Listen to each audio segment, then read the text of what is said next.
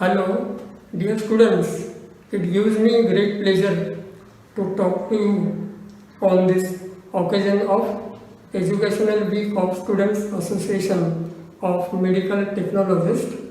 Hope you all are fine and doing well, although in lockdown in present COVID-19 crisis. I congratulate all of you for not only for fighting out this crisis but also for making use of adverse situations to raise your several educational abilities like reading, thinking, innovating, spending minimum time on mobiles and improving various soft skill abilities. You must also have realized that how important is our MLT field, which is in most demand all over the world in helping the world population not only to diagnose the disease but also to work on diagnostic kits, medicines and vaccines. Well, we are succeeding in getting rid of COVID-2019 crisis soon, and then question obviously will come to your mind is what will happen to MLT and DMLT community post Corona-19 phase. And yes, that was the first question from you. And I must tell you that all the questions asked by you were excellent, very good, and show very good quality of your educational systems. Well, so the answer for the first question is like this. MLT field will be in most demand all over the world to work on diagnostic kits, medicines and vaccines now at faster rate. We cannot wait for a year if another virus breaks havoc in future. You will get large number of opportunities in diagnostic technology, pharmaceutical companies, in clinical trial companies, research industry and educational field, apart from hospital and private laboratories, which also will increase in large number. Next question is question 2. What are the additional topics needed to improve present MLT syllabus? And the answer is your theory syllabi are very well made. Just check if they contain these topics: emerging and re-emerging infections, WHO and sub-national recommended immunization programs, diseases of immunocompromised persons, vaccines, national vaccine-borne disease control programs, etiology and pathogenesis of surgical infections, drug-resistance pathogens, obstructive airway diseases, cancer markers, immunotherapy and gene therapy. Yes, very important. In practicals, PCR, RT-PCR, flow cytometry, dot blot techniques, cytogenetic techniques, DNA sequencing, microarray dot blot techniques must be taught hands-on in practicals or by observation, and see if life support skills are included in your syllabus, and also practicals of plotting of LJ, Levy-Jennings charts and Westgard rules. All this information is there in all our books. Question 3 is explanation on advanced virology techniques and use in laboratory medicine. Answer.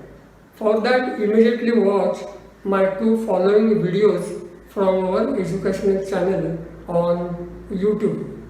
I will send this to your organization, and that is screening test for COVID-19 PCR and COVID-19 RT-PCR test.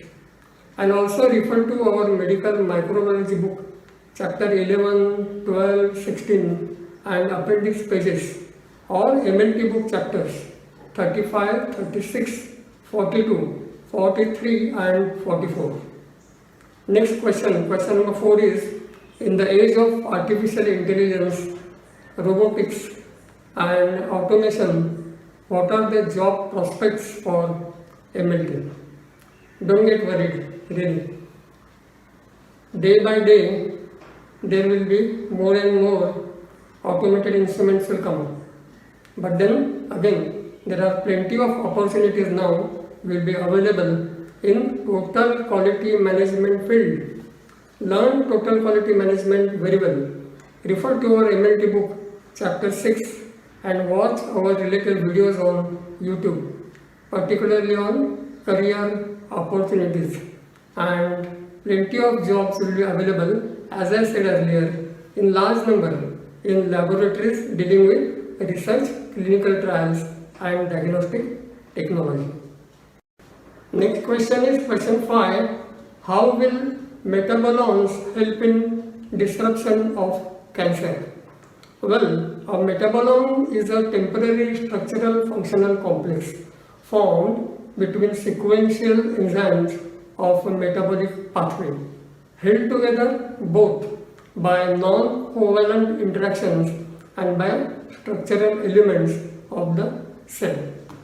And tumors proliferate in acidic conditions, that means they grow very fast in acidic conditions, managed by their own acid-base metabolomes.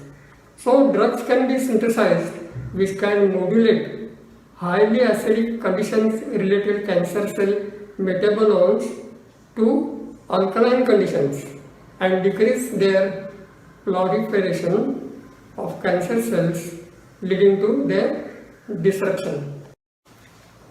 Next question is question 6. How to distinguish between animal blood and human blood in a laboratory? And the answer is very simple, by using Raman spectroscopy. Raman spectrometer includes 3 main components such as laser beam, the sampling interface and the spectrometer itself. See, I have placed this particular slide, and from this slide you will see the various spectra, and that will answer your question very well. Another way to distinguish between animal blood and human blood is by testing their DNA setup, because DNA setup of every animal species is different.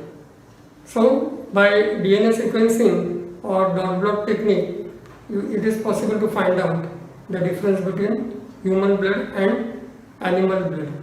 Refer page 1374, chapter 43 in our MLT book, 3rd edition. And for dot blot microarray techniques, experiment 43.1 for separation of DNA from white blood cells. Well, I take this opportunity to thank Professor Nitin and President of SAMT, Mr. Nawaz Sharif, and all the teachers and students for their great educational contribution in MLT, and also for giving me opportunity to communicate with you all. Hope we all will come out of this critical Corona-19 phase very soon, and future will open doors for all our dear students towards wonderful success. So thank you once again. Take care and have a wonderful educational week and a great year ahead. All the best.